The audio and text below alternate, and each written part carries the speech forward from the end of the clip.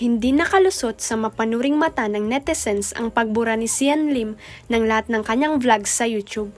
Kasama na ang videos kasama ang girlfriend na si Kim Chiu.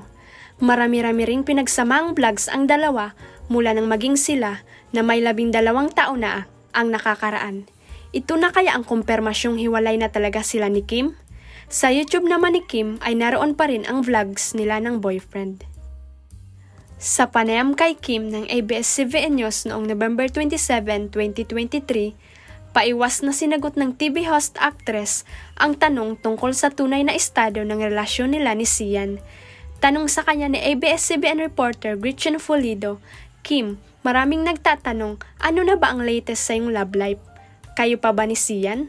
Tumawa muna si Kim bago tipid na sumagot ng, grabe, sa amin na lang muna yun. We'll just keep it to ourselves na muna.